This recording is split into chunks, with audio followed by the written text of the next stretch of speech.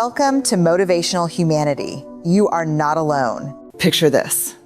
A stadium holds 80,000 people. 80,000 throats screaming at once, loud enough to make the ground hum under your feet. And somewhere in that sea of noise, there is one person sitting completely still. Not bored, not sad, just quiet, watching 80,000 strangers lose their minds over a ball, crossing a line, and feeling absolutely nothing. If that person is you, I want you to know something before we go any further. You are not broken. You are not missing a piece that everyone else got. You are running a completely different program, and by the end of this video, you're going to understand exactly why, and you're going to see it as one of the quiet strengths of your life. Here's a number that might surprise you. The global sports industry generates more money each year than the entire economy of many nations combined. Hundreds of billions of dollars, all built on a single, strange human behavior, watching other people compete and somehow feeling like it happened to us too. And in the middle of that massive machine, there is a group of people the machine simply cannot reach. They can stand in front of a screen showing the biggest match of the year and feel their pulse stay exactly where it was 5 minutes ago. They genuinely don't understand why a grown adult would burst into tears because a ball landed in a net instead of beside it. Society has a label ready for these people. Cold, detached. Something's not quite right up there. But what if I told you that neuroscience, evolutionary psychology, and genetics all point to the opposite conclusion? What if this so-called indifference is actually one of the sharpest advantages the human brain can carry? To understand the people standing calmly on the sidelines, we first need to understand the spell holding everyone else captive. E-H-E ancient, code still, running N, the-H-he, B-A-C-K-G-R-O-U-N-D. Strip away the flags, the jerseys, the fireworks, and sports obsession is really about one thing: our species' ancient hunger for tribe. For nearly all of human history, being part of a group wasn't optional entertainment. It was the difference between eating tonight and starving. The tribe hunted together, defended the fire together, and kept each other alive. Your nervous system still remembers that deal, even though nobody's life depends on a group of strangers anymore. So when a fan pulls on a team jersey, they're not just dressing for a game. On a biological level, they're putting on a uniform for battle. The stadium stops being a place of entertainment and becomes something closer to a simulated war zone, and the body treats it that way. Researchers have found that during a big match, fans' bodies release a cocktail of chemicals almost identical to what a soldier's body produces before combat. Testosterone rises when their side is winning, flooding them with a sense of dominance. Cortisol floods in when their team is under threat, dropping them straight into fight or flight, the same way an ancestor might have felt defending a shared water source. And then there's the strangest part of all, identity fusion. In this state, the line between me and my team dissolves completely. When the team scores, the brain's reward system lights up as if the fan personally scored the goal. It's borrowed glory turned into biology. So why does this entire chemical storm pass some people by without leaving a trace? Research on personality and social identity suggests that people who feel little pull towards sports simply carry a weaker tribal instinct to begin with. Their sense of self doesn't need a crowd to feel complete. They tend to hold a more individualized view of who they are. I don't need to disappear into a mass of people to know I matter. One well-cited study on social behavior even found that people who aren't emotionally invested in sports are more likely to judge others by what they actually do, not by the color of the shirt they happen to be wearing. A diehard fan may feel an unconscious flash of hostility toward a stranger in a rival team's colors. The unbothered person feels nothing at all, because their brain simply refuses to slice the world into us and them over a game. The H-he dopamine matine, that doesn't work, O-N-Y-O-U. If tribal instinct is the hardware, there's a second, more addictive layer of software running underneath it. And this is where dopamine comes in. Most people assume dopamine is the feel-good chemical. It isn't. Dopamine is the chemical of anticipation, not satisfaction. It doesn't spike when you get the reward. It spikes in the agonizing, thrilling stretch of not knowing whether you'll get it. Think about someone scratching a lottery ticket. The peak of the rush isn't the moment they see the numbers. It's the half second right before. Sports are engineered, almost perfectly, to manufacture that exact feeling over and over. A match can be 90 agonizingly uneventful minutes, and then, in stoppage time, everything explodes at once. That unpredictability is rocket fuel for the brain's reward circuitry. Humans are hardwired to obsess over what they cannot predict. So what happens in the brain of someone who feels nothing during that same explosive moment? The answer might be sitting quietly in their genes. Genetic research out of institutions studying reward and sensation-seeking behavior has started to map connections between certain dopamine receptor, gene variants, and how strongly a person craves external stimulation. There's a real possibility that people who feel little pull towards sports are carrying a variant that makes their reward system less responsive to secondhand, symbolic wins. Your dopamine system isn't easily tricked by a victory happening to someone else on a screen. It wants something real, something with a direct line between your own effort and the outcome. While a fan's brain is screaming danger, opportunity, goal, yours quietly files the whole thing under, strangers running around a field. Nothing here touches my actual life. That's not a flaw. That's an extremely sophisticated filter. You're not lacking emotion. You have an unusually strong noise filter, one that sorts roaring crowds and last-minute goals into background static instead of urgent signals. And because you're not riding that dopamine roller coaster, your emotional baseline stays remarkably steady. You don't get the artificial high, but you also never crash. WHY, you can't, BORROW, SOMEONE, ELS, ease JOY. Here's where it gets even more interesting, because this difference reshapes something much deeper, how each of us builds self-worth. Social psychologists have a name for classic fan behavior, basking in reflected glory. Listen to the language. When the team wins, people say, "We won, we're champions," folding themselves into the victory of athletes they've never met and never will. But watch what happens the moment the team loses. The pronoun flips instantly. Suddenly, it's, "they played terribly. They embarrassed the city." We becomes they in a single breath. It's easy to dismiss this as fake or shallow. But psychologically, it points to something called the extended self. Picture your identity as a circle. For a devoted fan, that circle is elastic. It can stretch to include the team, the players, even the whole fan community. When the team wins, their brain isn't performing joy. It is genuinely, neurologically experiencing that win as part of their own story.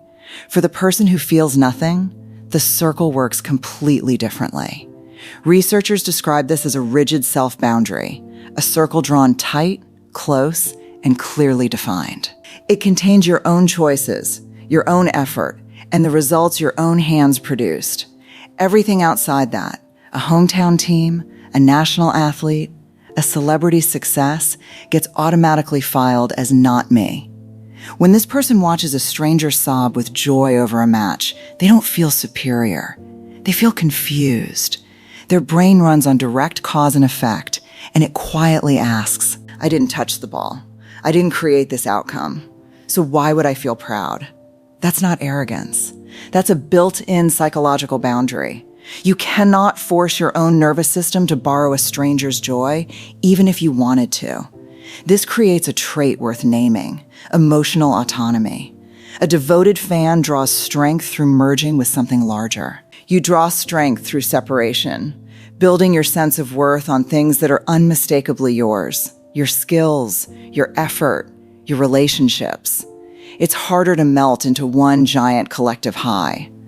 But in exchange, you get something most people never build: real stability. When the local team loses and an entire city sinks into gloom for a week, you stay exactly where you were, not because you feel nothing, but because your happiness lives on a completely different server, one that a scoreboard can never log into. VHE, store you, refuse to, watch from, VHE, SIDELINES. But maybe the deepest split of all comes down to this. Where do you place yourself inside the story of your own life? At its core, Sports offer a spectacular, low-risk drama. Heroes, villains, underdog comebacks, devastating collapses. All the emotional payoff of a great story with zero real-world risk required from the audience.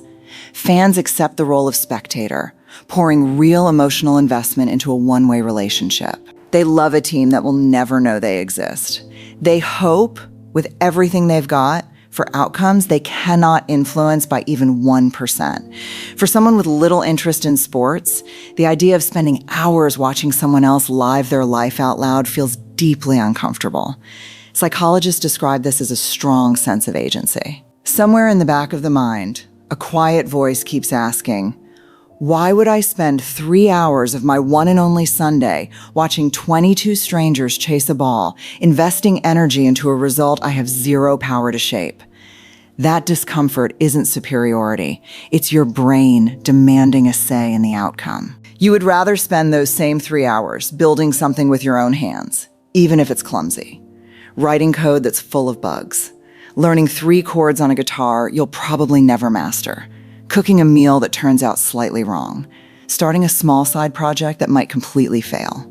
Why? Because there's reciprocity. You put something in, and something, anything, comes back out, and it's yours.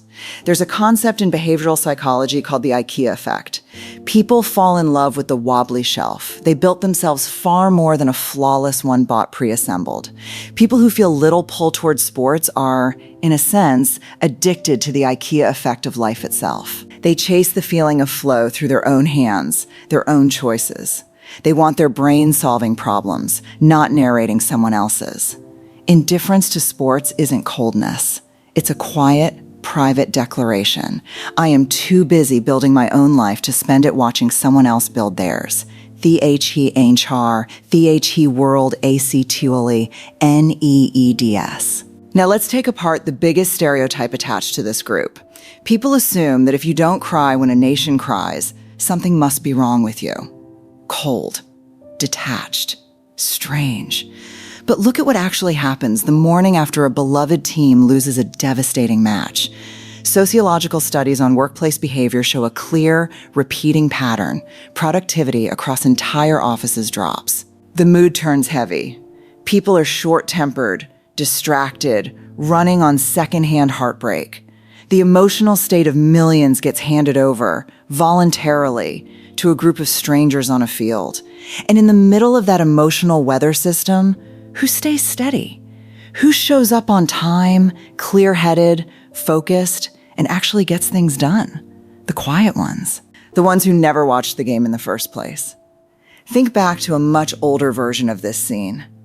A tribe gathered around a fire, dancing wildly in celebration, or shrieking in panic at a clap of thunder.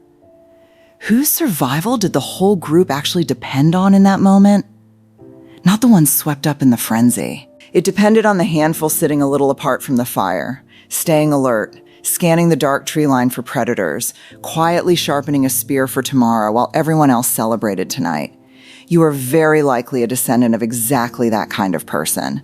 Their evolutionary role wasn't to generate the spark. It was to stay clear-headed while the spark was burning, so that when the celebration ended, someone was still standing guard. The world absolutely needs passionate fans. Their energy, their shared joy, their tribal warmth that matters, and it builds real community. But the world also desperately needs people whose mental bandwidth isn't hijacked by a scoreline. People free to think clearly, solve real problems, and keep life running when everyone else is emotionally offline. So the next time you feel out of place because you don't understand the offside rule, or you have no idea who's playing in the final this weekend, remember this. You're not detached from reality. You are one of the anchors holding reality steady while it happens. Imagine, for a second, a world where every single person on Earth was a die-hard sports fanatic, no exceptions. A world where everyone's mood rose and fell in perfect unison, entirely dependent on whether a ball crossed a line. That world wouldn't just be loud. It would be dangerously unstable. Every loss would tank productivity across the entire planet at once. In that world, who keeps things moving forward? You do, the quiet ones. You carry a rare, underrated superpower, independent emotional stability. You're the one still calm and functional while your coworkers are gloomy over last night's score. You're the one who keeps a clear head during an actual crisis while everyone else is swept up in collective emotion.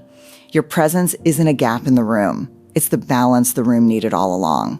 So if you've never once understood why grown adults paint their faces for a game, please stop feeling small about it.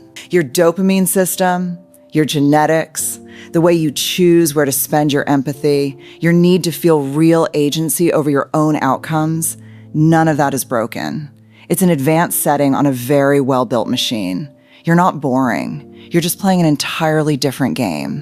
One with no referee, no roaring crowd, no trophy handed out at the end. That game is called building an actual life. And in that particular game, you are never sitting on the bench. You are always the one playing. If this video put words to something you've felt your whole life, or if it just helped you finally understand that one friend who never joins the group chat during the World Cup, send it to them right now. Understanding is the only real bridge between these two worlds, and you might be the one who builds it for someone today. And before you go, I want to hear from you. Tell me in the comments, what's the game you play instead? The thing you build with your own two hands while the rest of the world is watching someone else's. I read every single one, and I would genuinely love to know yours. I am reclaiming my peace. Don't forget to subscribe so you never miss the next one. Take care of yourself, and I'll see you very soon.